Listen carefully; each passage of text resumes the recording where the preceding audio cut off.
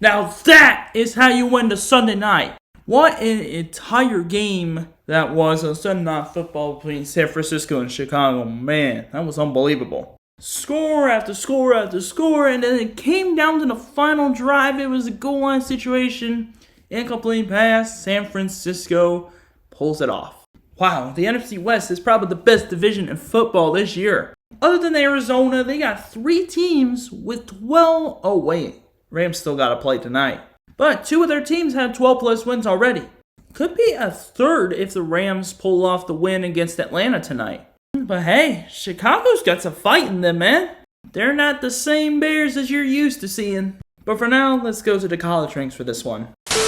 Welcome back to Grizzly Talks Football, ladies and gentlemen. We got the Friday and Saturday bowl games to react to this time around. Don't worry, college football playoff games and also, the Thursday night matchup is upcoming. Of course, that will be on Friday. But for now, we got 11 non-playoff bowl games to talk about from Friday to Saturday. If you are enjoying this series, make sure you get this episode a bit thumbs up. Hit the red subscribe button, hit the notification bell so you don't miss a single one of my videos, and it helps the channel a lot. This is the Grizz as always, and without further ado, let's get straight to it. Kicking this episode off, we got the Game Above Sports Bowl where Northwestern put BTA on Central Michigan 34-7. I can't believe Northwestern made a bowl game. That just make it one winning one, even though it was against the MAC team. A lot of things to talk about here. Joey Labas was surgical, 21-25 for 178 in the score. Unfortunately, Angel Flores tried to pass it, and it was intercepted. Rushing game was decent, 66 yards from Comas, but 83 yards on 8 catches for Langston Lewis, and then, of course, a touchdown to Brock Townsend. Fortunately for Central Michigan, the only positive here was a Kalen Carroll interception, because other than that, they got dismantled. That interception came from Ryan Bowe because Preston Stone actually played one of his best ball games all year. 19-31 for 226, 3 touchdowns. Caleb Komalafe had a touchdown rushing, along with 55 rushing yards. It wasn't bad. Griffin Wild led receiver with 10 catches, 97 and 2 touchdowns. The other touchdown went to Lawson Albright. Northwestern had 5 sacks, 3 from Aiden Hubbard, interception by Brandon Turner, and he also recovered 3 fumbles on defense, so they forced 4 turnovers on that CMU offense. Nicely done, Wildcats. Just a dominant victory for NU, and maybe the future could look bright for the purple and white. Up next was the Rate Bowl, where the Minnesota defeated New Mexico with a game walk-off touchdown in overtime, 20-17. Not gonna lie, it was a little bit of a snooze fest. Jack Lane, interception on 4-25 for 88. Passing game did not go well at all. Rushing game was a little decent though. Defense as a whole wasn't horrible until the overtime happened. They got 3 sacks, a fumble recovery by Caleb Coleman. Oh yeah, and they also had a kick return for a touchdown and 3 field goals from Luke Druzwecki. I hope I said that right. Somehow, someway, New Mexico's non-offensive touchdowns were able to keep up with Minnesota, where Drake Lindsey threw for 18-28, 147 yards, 2 touchdowns, including the game winner, and Darius Taylor wreaked havoc with 116 yards on the ground and a touchdown. But how about Jalen Smith? 6 catches, 64 yards, 2 touchdowns, including the winner in overtime. Absolute demon. As for Minnesota's defense, 4 sacks, including 2 for Anthony Smith, and an interception by John Nestor. Defenses actually weren't that bad. I mean, they were actually really good in the first 4 quarters, and then New Mexico's Lobos defense pretty much just ran out of gas. And the final Friday game for this one, December 26th, was the First Responder Bowl, where UTSA, oh my goodness, put BT on FIU 57-20. This game was open when the first half ended. It got ugly real quick. Rushing game wasn't really getting going that good. Passing game was decent. I mean, Joe Pasansky wasn't that bad. 11-31 for 100 yards, 2 touchdowns, and a pick. He may have gotten hurt in this game. That's why Keon Jenkins stepped in, and he did not do that well. And unfortunately, the 2 touchdowns went to Dallas Payne and Kyle McNeil, but nobody higher than 28 yards on receiving. Good hell, UTSA. Man, you got a ton of weapons. Owen McCown, 8-28, almost 300 yards, 3 touchdowns. 4 rushing touchdowns from the running back room. Murray Peterson, Bryce O'Donnell had 1, while Henderson had 2. Touchdown passes went to Devin McEwen, Patrick Overmeyer, and Will Henderson again. He had 3 combined touchdowns. Safe to say UTSA did its job. 3 sacks, interceptions by Taya Milton and also Jimmy Wyrick. Nicely done. Glad I picked UTSA to win this one because sheesh, that was bad. Moving on to the Saturday Bowl games. First off, the Military Bowl. Pitt loses to East Carolina 23-17. Oh boy. So much for that win over Georgia Tech. You can beat Georgia Tech, but you can't beat East Carolina? How does that make sense? Mason Honshaw was okay in the past game. 25 of 40, 256 yards, a touchdown and a pick. Jakarian Turner was actually almost 100 rushing yards on the day. They had a 100-yard receiver, Justin Holmes, with 6 catches, and the only touchdown pass went to Raphael Poppy Williams, 5 catches, 57 in the score. Rasheed Biles had a hell of a game, 2 sacks, forced fumble recovery, the only turnover by the Pitt defense, and a total of 3 sacks because Braylon Lovelace had the other one. Very quite clearly, Justin Ditta, he was okay, 177 yards on 8 of 17 for 2 touchdowns. Rushing game wasn't that great. And of course, Anthony Smith had 4 catches, 156 yards, 2 touchdowns, the number 1 receiver on East Carolina this year. But this ECU defense forced 5 turnovers. I'm not even kidding. Interception by Kavon Merrill. They had 4 fumble recoveries, along with 4 sacks. 2 from Kendrick DeJour, 1.5 from Josiah Robinson. 4 players had recoveries. DeJour had one of them. Jordy Lowry had another. And down here, J.D. Lampley had one. And Joseph Barker had a recovery as well. Very clearly, East Carolina played some great defense. Nice job, Pirates. Now we got the Pinstripe Bowl between 2 of the preseason top 5 teams at the beginning of the season. Yeah, Penn State and Clemson. Penn State with the win, 22-10. If you would have told me that this was the game in the Pinstripe Bowl before the season started, I would have called you crazy and you needed to go see a therapist. Safe to say this game was a bunch of ass. Yeah, like no touchdowns until the 4th quarter. I mean, Ethan Grutmeyer was okay. 23 of 34, 262 yards, 2 touchdowns. Didn't score those touchdowns until the 4th quarter, like I said. Quentin Martin had 100 rushing yards on the day. Touchdowns went to Trevor Pana, who had 5 catches for 100 yards along with it, and Andrew Rapia. 4 sacks for the defense, including 2 from Danny Dennis Sutton, but yeah, this wasn't really a defensive game. It was just a whole load of shit. Clemson only had 1 touchdown as well. That came from Adam Randall. Kate Klubnik was decent, not great though. 22 of 39 for 193. Best catcher had 83 receiving yards on 6 catches. This bowl game sucked. Next. Another BT at a bowl game. This is the Fenway Bowl where Army absolutely blew out UConn 41-16. Yikes. How'd you get blown out by a 6-win Army, UConn? 9+ wins for the first time in program history in back-to-back years. But still, unfortunately, you just couldn't win the bowl game when it mattered. Passing offense fell off a cliff. I mean, their quarterback left. 11-17 for 84 yards for Kassan Farrar. Did get a rushing touchdown alongside Cameron Edwards, but yeah, that's all really for the offense. Well, at least there was 1 turnover. It was from Matt Hoffman getting a fumble recovery. It was only 1 sack by Marquise Black, but that's it for the defense. Oh yeah, it was Damon Brinson who forced the fumble, not Marquise Black. But man, if you know Army football, you know their run game is something absolutely out of the elite trenches. I mean, Kent Helms wasn't bad, 7 of 8 for 100 yards and a score. But 5 rushing touchdowns and, let me see if I can count this, 368 total rushing yards. Led by God's power, Namawuhie. I think I butchered that. 12 carries for 171 and 2 touchdowns. 2 touchdowns for Helms on the ground as well. Carson Smith also adding the touchdown party. Oh yeah, and every single completion went to Noah Short, by the way. Defense wasn't perfect for Army, but they did enough, especially in the 2nd and 3rd quarters, to keep them out of the end zone, and thus give them enough time to completely gash their defense with the run game and pull off the blowout win. You know I had to talk about this game. Pop-Tarts Bowl, BYU beats Georgia Tech 25-21 in an outstanding game. Down 21-10 at half, BYU came together and did what they have done all season. Punch back.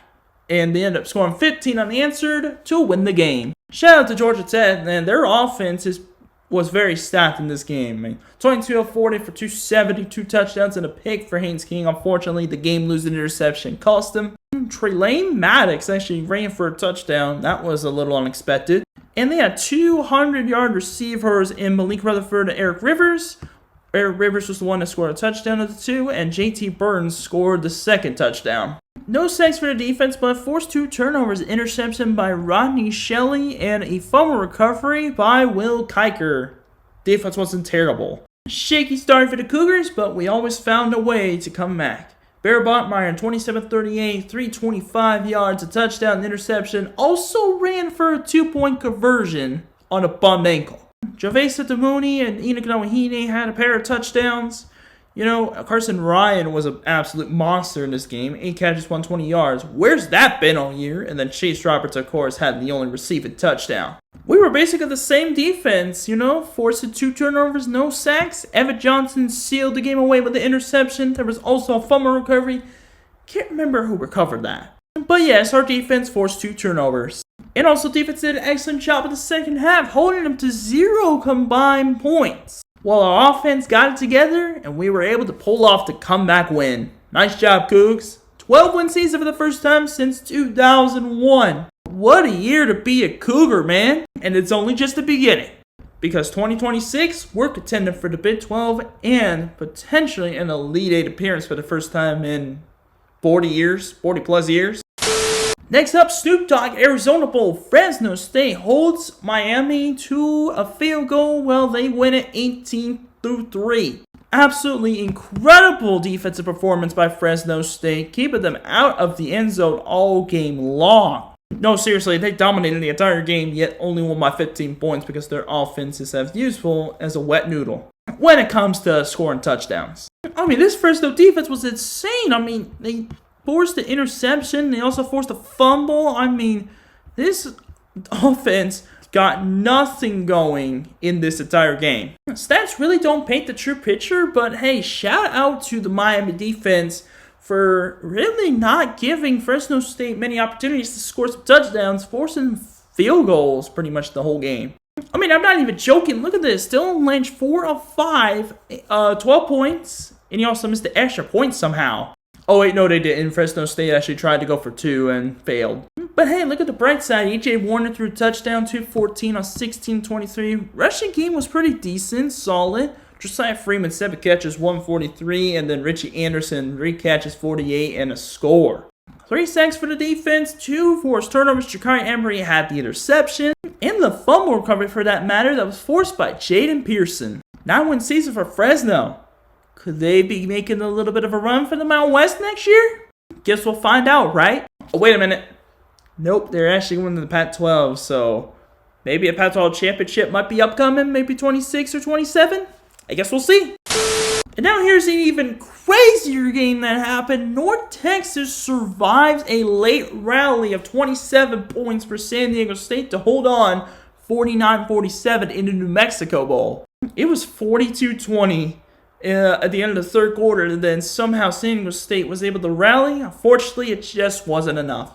Like, San Diego State tried an onside, and unfortunately, they couldn't recover. Just unfortunate for San Diego State that their defense just sucked all game. I mean, besides the 2 interceptions on Mestamaker, allowed him to throw for 27-47 for 250 yards and 3 touchdowns, and allowed the running back duo of Caleb Hawkins and Ashton Gray to put, let's get this, 350 rushing yards on 47 carries and 4 touchdowns. You were just like UConn's defense against Army. But this is North Texas. Caleb Hawkins, oh yeah, by the way, added a receiving touchdown. Cameron Dorner actually had 2 receiving touchdowns with 6 catches for 66 yards. Only positives to really take from the North Texas defense was 2 interceptions by Evan Jackson and Will Jones.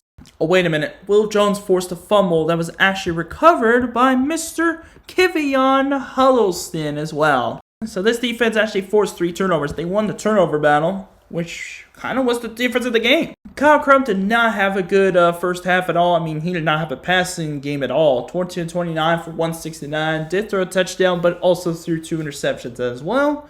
But this fourth quarter was when the rushing game decided we're going to take over this game. Bert Emanuel, 11 carries, 170 yards, 2 touchdowns. Christian Washington, 77 rushing yards and a touchdown. Kyle Crum also ran for 2 scores.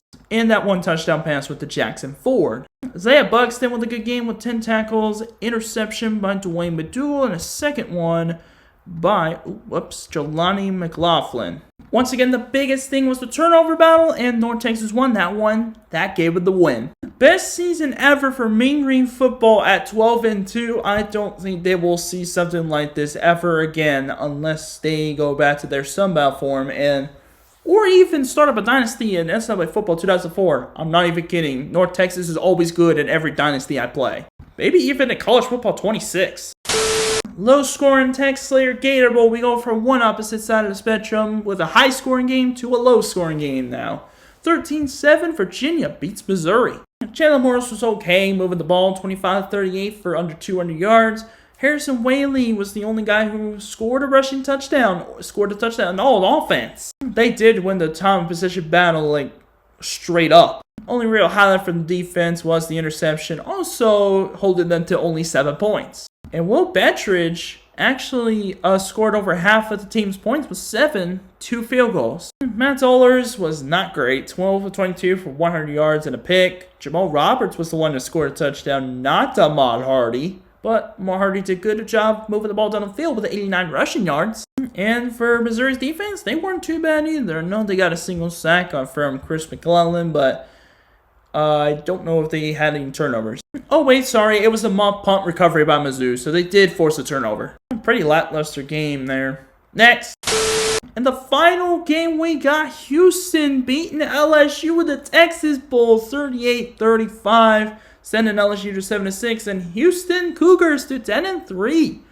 Nicely done for Willie Fritz. Yeah, Willie Fritz is coaching Houston, the former Tulane coach who won the Cotton Bowl. This could be the start of something special for Houston. But it was a good offensive game. Michael Van Buren actually played well. 267 yards, 60-26, threw 3 touchdowns. Xavier Thomas ran for a score despite the rushing game being a little 2 touchdowns for Trey Des Green, and the other one came from Kyle Parker on the receiving end. Just a shame for LSU. They just could not stop Cardinal Weigman at all. 4 touchdown passes, 27-36 to 36. And couldn't stop Dean Connors either. 16 carries, 126 yards, and a touchdown. Basically the same thing, 2 touchdowns for Mari Thomas, but then there's also one for Tanner Koziol, and Travell Frederick Jr. had a touchdown as well. 4 sacks on the day for the defense, including 1.5 from Eddie Walls, and there was also a fumble forced by Rick Brown, recovered by Sione Fotu. Nicely done. Pretty much the difference of the game was the turnover battle. Every position counts, including on defense, and Houston, 1 turnover forced on LSU ended up being the difference in this one. Oh yeah, and LSU, I forgot, had a 99-yard kick return touchdown in the first quarter. Oh, that was the start of the game. That was pretty much the highlight there for LSU in that first quarter, and then they were just playing from behind the rest of the way. Great way to end the day. Great way to end the episode as well. If you enjoyed this episode, make sure you give this a big thumbs up, hit the red subscribe button, hit the notification bell so you don't miss a single one of my videos. This is the Chris signing off for now, and until next time, peace, love, and keep the Chrissy vibes with you at all times. Take care.